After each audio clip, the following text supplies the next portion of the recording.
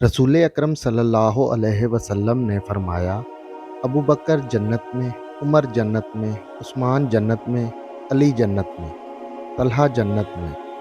तलहा ने अल्लाह से अहद किया और उसे सच कर दिखाया और तलहा अहले जन्नत में से हैं। एक दफ़ा तलहा रज़ी अल्लाह अन्हु कबूल इस्लाम से पहले बसरा गए और एक राहब से मिले। राहब ने तलहा से कहा कि उनकी कौम में से एक शख्स नमूदार होगा जो अल्लाह का सच्चा नबी होगा और इस नबी के ज़हूर का वक्त करीब ही है, और वो शख्स हर्रा के मकाम में पनाह लेगा। हर्रा का मुकाम खजूरों के दरख्तों की वजह से जाना जाता था।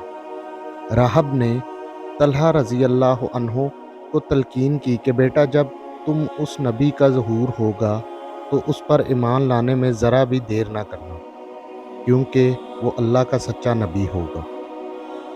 तलहा रज़ी अल्लाह अन्हु फरमाते हैं कि जब मैं तजारत से इतना माल बना लिया जितना मैं चाहता था और मैंने ऊँटों को इकट्ठा किया और मक्का वापसी का इरादा किया, तो जब मैं मक्का पहुंचा और अपने घर वालों से पूछा कि मेरी गैर मौजूदगी में मक्का में कोई बड़ा वाक़या हुआ है क्या, तो उन्होंने कहा, हाँ, मोहम्मद इब्ने अब्दुल्ला अपने आबाओ अजदाद के मज़हब से फिर गए हैं और नबूवत का ऐलान कर दिया है और कहते हैं कि अल्लाह वाहिद की सिर्फ इबादत करो और भूल जाओ उन बुतों को जिनकी तुम सब अल्लाह के अलावा परस्तश करते थे।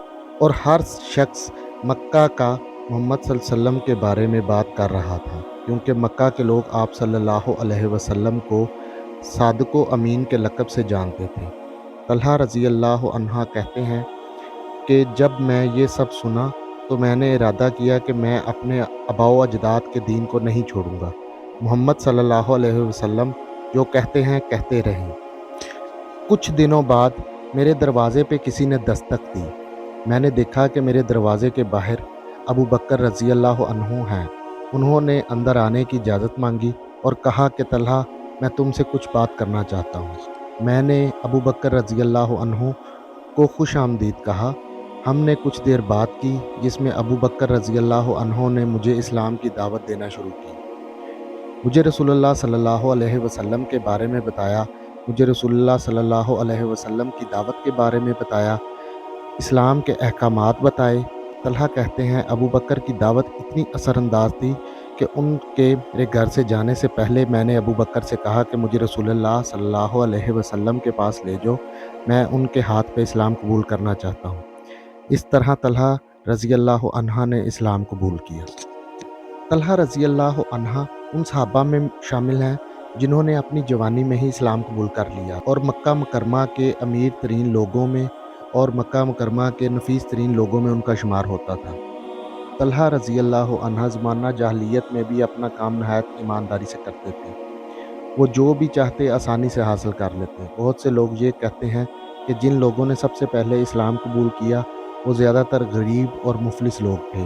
ये ये राय दुरुस्त नहीं है, बल्कि पहले लोग जो इस्लाम लाए वो इस वक्त मक्का के अमीर तरीन, नफीस और मोअज़्ज़ज़ तरीन लोग थे, और तलहा रज़ी अल्लाह अन्हा का शुमार भी उन्हीं लोगों में होता था। जब तलहा रज़ी अल्लाह अन्हा ने अपने लोगों को अपने कबूल इस्लाम के बारे में बताया, तो उन्होंने सुनते ही तलहा रज़ी अल्लाह अन्हु को अज़ियत देना शुरू कर दी। यहाँ तक कि उनकी अपनी माँ, जिनका नाम अस्साबा बिनते हज़रामी था, वो चाहती थी कि तलहा कुरैश के सरदार बने, क्योंकि तलहा रज़ी अल्लाह अन्हु नहायत ज़हीन व फ़तीन थे और अपनी जवानी में ही बहुत मालदार थे। लेकिन जब तलहा रज़ी अल्लाह अन्हा ने इस्लाम कबूल किया तो वो बहुत परेशान और गज़बनाक हुईं और तलहा रज़ी अल्लाह अन्हु को बुरा भला कहा, यहाँ तक कि दूसरे लोगों को तलहा रज़ी अल्लाह अन्हु पे तशद्दुद करने का कहा। उन्होंने तलहा रज़ी अल्लाह अन्हु को मारा और कहा कि तुम्हारी जुर्रत कैसे हुई कि अपने आबाओ अजदाद के दीन को छोड़ो और मोहम्मद सल्लल्लाहु अलैहि वसल्लम के दीन को मानो। तलहा रज़ी अल्लाह अन्हु कहते हैं कि मैंने इस राहब की बात को याद किया और अपने ईमान पर कायम रहा। जब रसूल अकरम सल्लल्लाहु अलैहि वसल्लम ने सहाबा को मदीना की तरफ हिजरत करने की इजाज़त दी, तो तलहा रज़ी अल्लाह अन्हा आखिरी शख्स थे जिन्होंने हिजरत की, क्योंकि वो रसूलुल्लाह सल्लल्लाहु अलैहि वसल्लम के साथ मक्का मुकरमा रहना चाहते थे। اس لیے وہ آخری شخص تھے جنہوں نے رسول اکرم صلی اللہ علیہ وسلم کی ہجرت کے بعد ہجرت کی۔ طلحہ رضی اللہ عنہ غزوہ بدر میں شرکت نہ کر سکے کیونکہ رسول اکرم صلی اللہ علیہ وسلم نے انہیں ایک مہم پہ بھیج دیا۔ طلحہ رضی اللہ عنہ کہتے ہیں کہ انہیں غزوہ بدر کے موقع پر ابو سفیان کے قافلے کی خبر لینے بھیج دیا گیا تھا اور وہ قافلے کا پیچھا کرتے رہے یہاں تک کہ قافلہ مکہ پہنچ گیا۔ جب طلحہ رضی اللہ عنہ مہم سے واپس آئے تو غزوہ بدر تب تک ختم ہو چکی تھی، اور اس بات کا طلحہ کو بہت صدمہ تھا کہ وہ اسلام کی پہلی جنگ میں رسول اکرم صلی اللہ علیہ وسلم کے شانہ بشانہ نہ شامل ہو سکے۔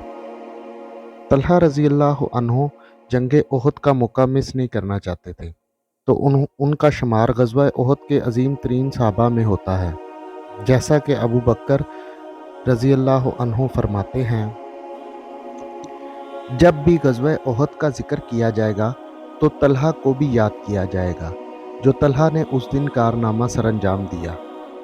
جب کچھ مسلمان جن کو رسول اکرم صلی اللہ علیہ وسلم نے ایک پہاڑی پہ کھڑا کیا اور حکم دیا کہ کچھ بھی ہو جائے یہاں سے اپنی جگہ نہ چھوڑنا، جب وہ مسلمان جگہ چھوڑ کر مال غنیمت سمیٹنے میں لگ گئے تو اس کے نتیجے میں مسلمانوں کے پیر اکھڑنے لگے اور مشرکین نے دوسری طرف سے مسلمانوں پر حملہ کر دیا، تو بہت سے مسلمان شہید ہو گئے اور ایک آواز آئی کہ محمد صلی اللہ علیہ وسلم کو بھی شہید کر دیا گیا۔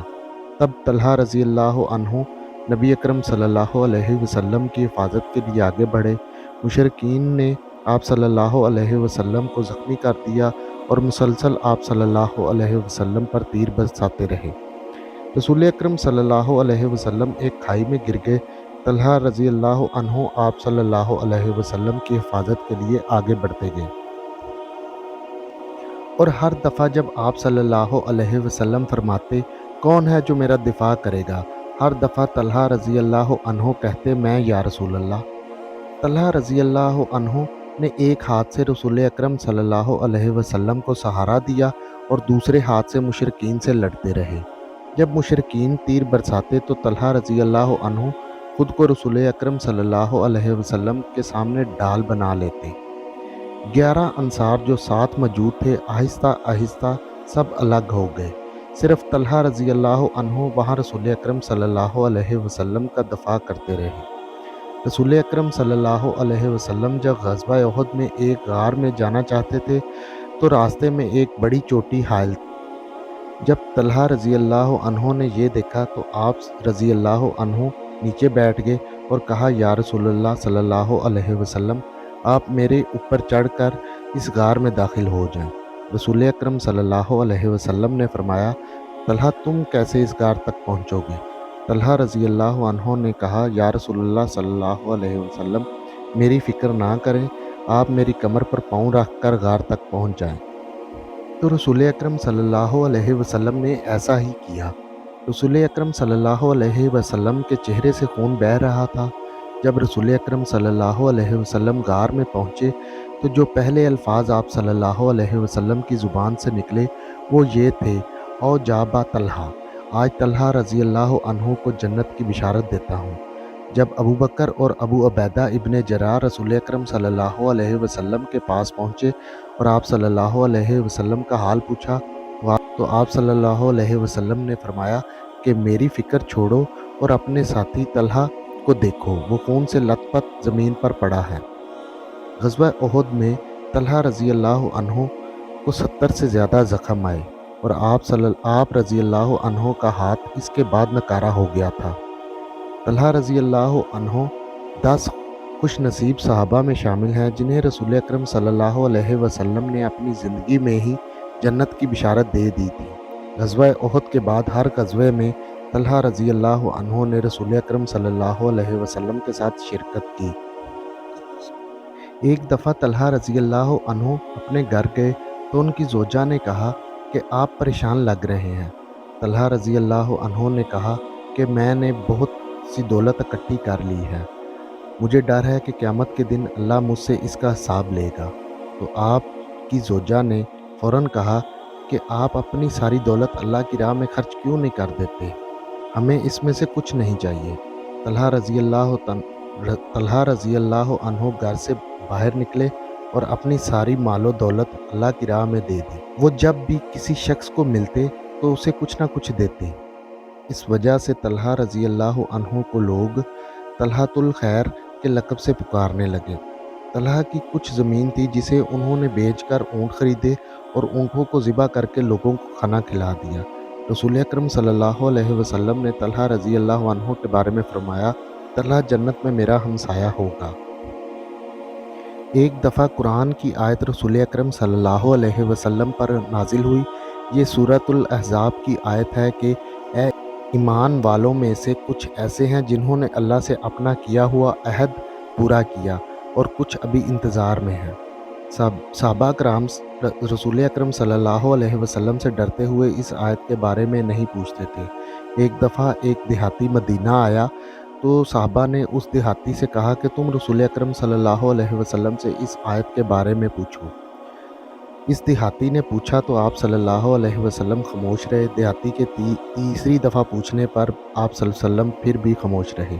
جب مسجد میں تمام لوگ اکٹھے ہو گئے تو طلحہ رضی اللہ عنہ بھی داخل ہو رہے تھے۔ رسول اکرم صلی اللہ علیہ وسلم نے دیہاتی کو کہا، اس شخص کی طرف دیکھو جو اس وقت مسجد میں داخل ہو رہا ہے، یہ وہی شخص ہے جس کے بارے میں اللہ تعالیٰ نے یہ آیات کو نازل کیا ہے۔ طلحہ رضی اللہ عنہ 36 ہجری کو وفات پائے۔ آپ رضی اللہ عنہ کی شہادت مروان ابن حکم کے تیر مارنے سے ہوئی۔ آپ کی عمر 64 سال تھی۔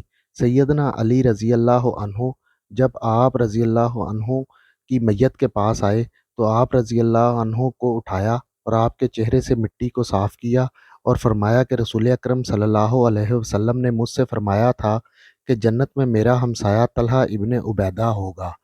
طلحہ رضی اللہ عنہ کے بیٹوں کا نام یحییٰ، موسیٰ اور عیسیٰ ہے، اور آپ رضی اللہ عنہ کی زوجہ کلثوم تھی جو سیدنا ابو بکر کی بیٹی تھی۔